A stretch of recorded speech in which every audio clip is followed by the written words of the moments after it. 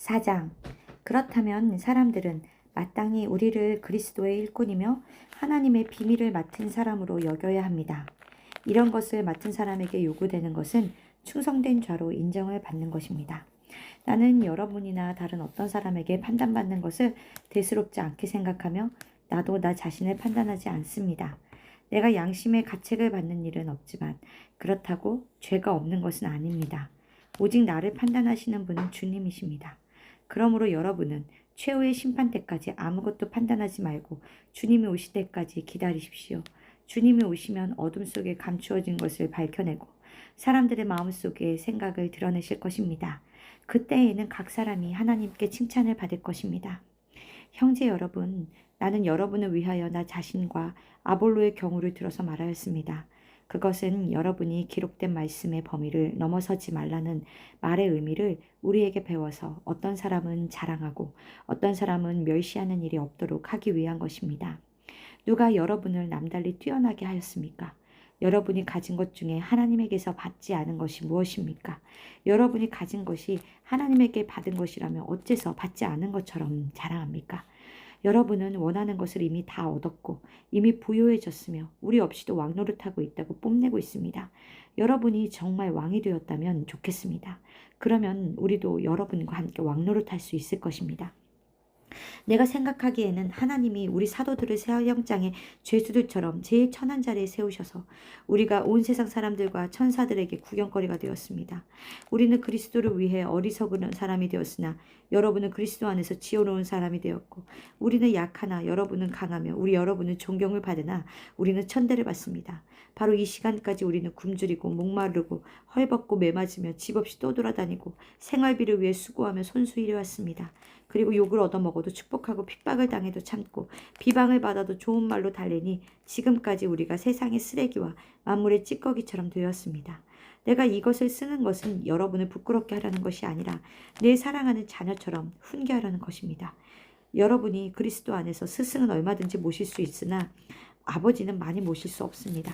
나는 여러분에게 기쁜 소식을 전함으로 그리스도 예수님 안에서 여러분의 아버지가 되었습니다. 그러므로 내가 여러분에게 권합니다. 나를 본받으십시오. 이런 이유 때문에 내가 주님 안에서 신실한 나의 사랑하는 아들 디모데를 여러분에게 보냈으니 내가 각처의 모든 교회에서 가르치는 것과 일치하는 그리스도 예수님 안에서 내 행동 원리를 그가 여러분에게 말해줄 것입니다. 여러분 가운데는 내가 여러분에게 가지 않을 것으로 생각하고 교만해진 사람들이 있습니다. 그러나 주께서 원하시면 내가 속히 여러분에게 가서 그 교만한 사람들의 만일이 아니라 그들의 능력을 알아보겠습니다. 하나님의 나라는 말에 있는 것이 아니라 능력이 있기 때문입니다. 여러분은 어느 것을 더 원하십니까? 내가 매를 가지고 가는 것을 원하십니까? 아니면 사랑과 부드러운 마음으로 가는 것을 원하십니까? 5장. 여러분 가운데 음행이 있다는 소문을 들었습니다. 어떤 사람이 계모와 함께 살고 있다니 그런 짓은 이방인들 중에서도 없는 일입니다. 그러고도 여러분은 잘난 체 할 수 있습니까? 오히려 비통한 마음으로 그런 사람을 여러분 가운데서 쫓아내야 하지 않겠습니까? 내가 비록 몸은 떠나 있으나 마음은 여러분과 함께 있습니다. 그래서 내가 마치 그곳에 있는 것처럼 이런 짓을 한 사람을 이미 처벌하기로 결정하였습니다. 여러분이 우리 주 예수님의 이름으로 모이고 내가 영으로 여러분과 함께 있을 때 우리 주 예수님의 능력으로 이런 사람을 사탄에게 넘겨주어 육체는 파멸되더라도 영은 주님이 재림하시는 날에 구원받게 하십시오. 여러분이 자랑하는 것은 좋은 일이 아닙니다. 적은 누룩이 반죽덩어리 전체를 부풀게 한다는 것을 모르십니까? 여러분은 누룩 없는 새 반죽덩어리가 되기 위해서 죄악의 묵은 누룩을 버리십시오. 우리의 유월절 양이신 그리스도께서 희생의 제물이 되셨으므로 사실 여러분은 누룩이 없는 사람들입니다. 그러므로 악의와 제약의 묵은 누룩이 아니라 순결과 진실의 누룩 없는 빵으로 유월절을 지킵시다. 내가 여러분에게 쓴 편지에 음란한 사람들과 사귀지 말라고 하였습니다. 이것은 이 세상의 음란한 사람들과 탐욕이 많은 사람들과 사기꾼과 우상 숭배자와 같은 큰 불신자들을 전혀 대하지 말라는 것이 아닙니다. 만일 그렇게 하려면 여러분은 세상 밖으로 나가야 할 것입니다. 내가 말하는 것은 믿는다고 하면서도 음란한 짓을 하고 탐욕을 부리고 우상을 숭배하며 육설을 일삼고 술 취하고 사기치는 사람들과 사귀지 말고 그런 사람들과는 음식도 같이 먹지 말라는 것입니다. 교회 밖에 있는 사람들은 내가 판단할 일이 아닙니다만 교회 안에 있는 사람들에 대해서는 여러분이 판단해서 처리해야 되지 않겠습니까? 교회 밖에 있는 사람들은 하나님의 판단하실 것입니다. 그러므로 그런 악한 사람은 여러분 가운데서 쫓아내십시오. 6장 여러분 가운데 다툼이 생겼을 때 왜 성도들 앞에서 해결 듣지 않고 세상 법정에 호소합니까? 성도가 세상을 심판하게 된다는 것을 여러분은 모르십니까? 온 세상을 심판하게 될 여러분이 그 정도의 사건 하나로 해결할 능력이 없습니까? 우리가 천사들도 심판하리라는 것을 여러분은 모르십니까? 그렇다면 이 세상 이쯤이야 말할 게 있겠습니까? 여러분에게 그런 문제가 생겼을 때 교회에선 별로 대단하게 여기지 않으면 세상 사람들을 재판관으로 세워서야 되겠습니까? 내가 여러분을 부끄럽게 하려고 이 말을 합니다.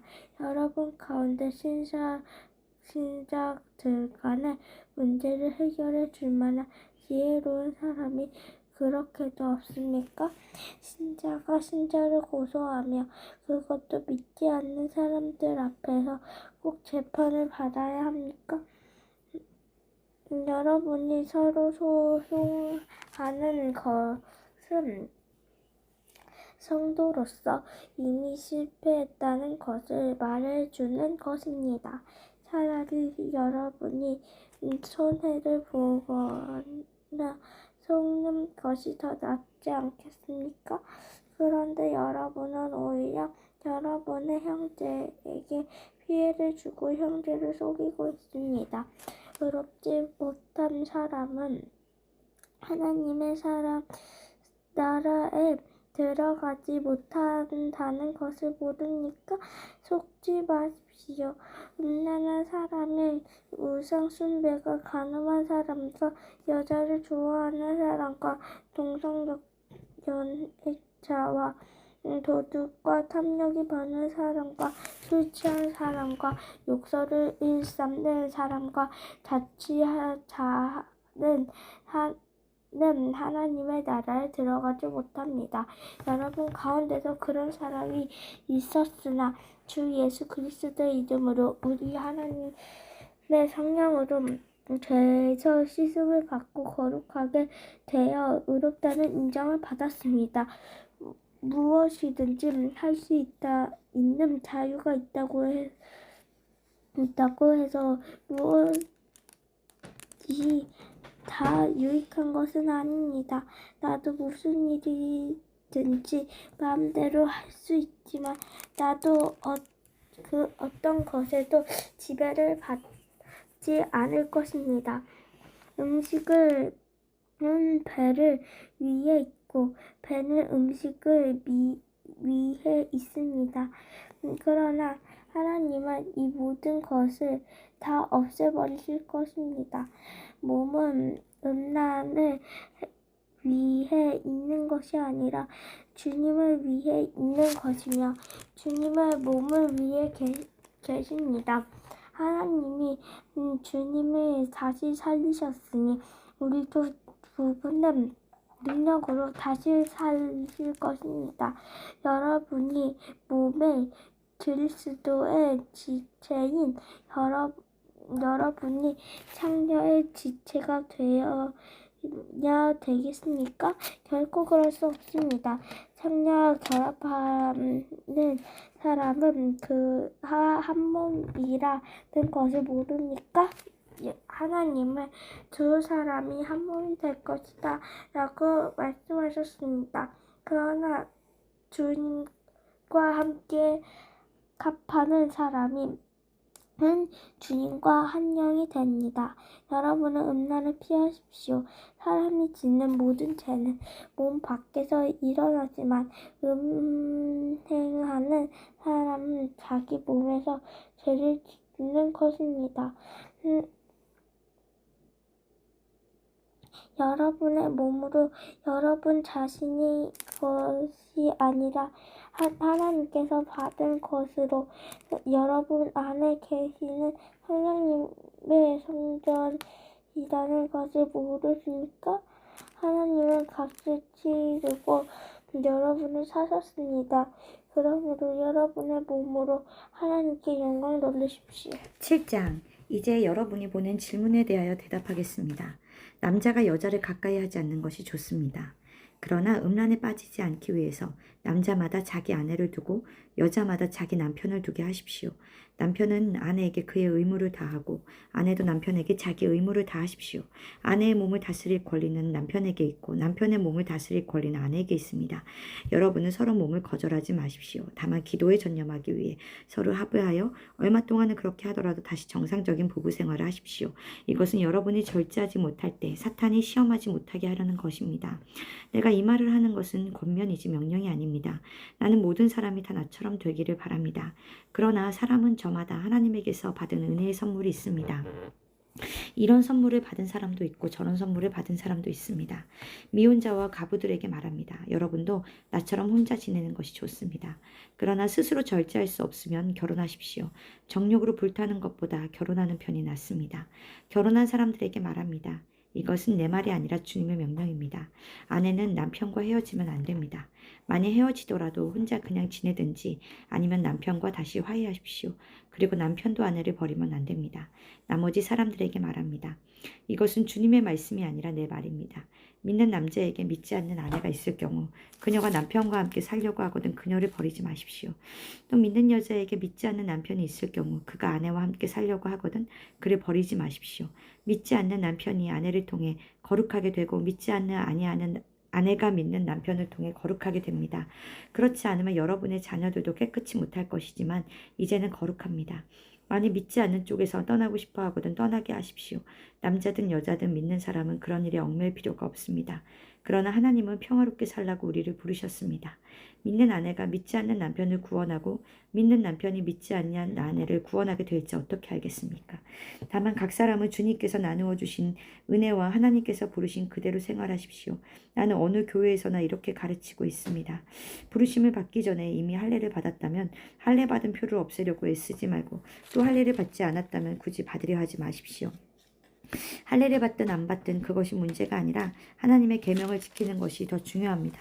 그러므로 각 사람은 하나님의 부르심을 받았을 때의 상태 그대로 살아가십시오. 종으로 있을 때에 부르심을 받았습니까?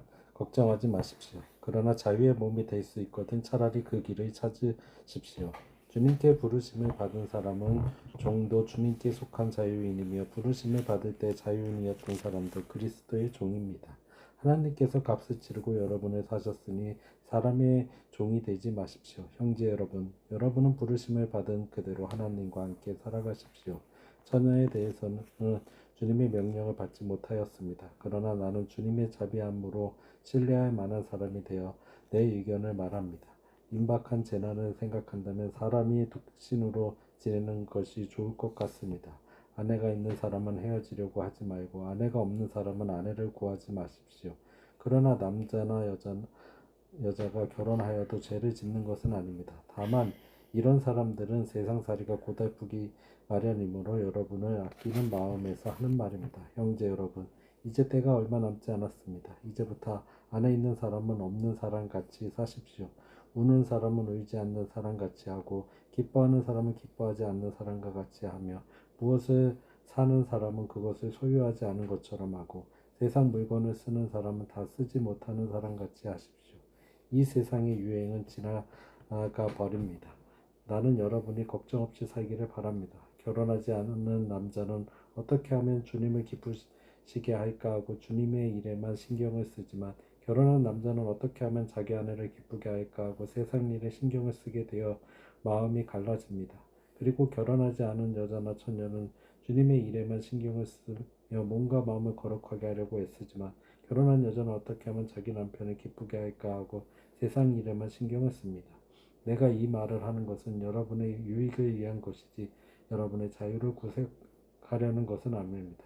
나는 여러분이 올바른 생활을 하며 마음이 흐트러짐 없이 오직 주님만을 섬기게 되기를 바라는 것입니다. 만일 어떤 사람이 자기 처녀딸에 대한 처사가 옳지 못하다고 느끼고 또 한창 꽃다운 시절이 지나 결혼을 시켜야겠다고 생각하면 그렇게 하십시오. 그것은 죄가 되지 않습니다. 그러나 꼭 결혼을 시켜야 할 이유도 없고 또 자기 뜻대로 할 권리가 있어서 마음을 굳히고 자기 딸을 그냥 머물러 있게 하기로 작정하여도 잘하는 일입니다. 그러므로 결혼시키는 것도 잘하는 일이지만 결혼시키지 않는 것은 더 잘하는 일입니다. 아내는 남편이 살아있는 동안은 그에게 메인 몸이지만 남편이 죽으면 자기가 원하는 남자와 마음대로 결혼할 수 있습니다. 그러나 반드시 믿는 사람과 결혼해야 합니다. 하지만 내 판단에는 재혼하지 않고 그냥 지내는 것이 더 행복할 것 같습니다. 나에게도 하나님의 영이 있다고 생각합니다. 아멘. 집에 안에 들어가서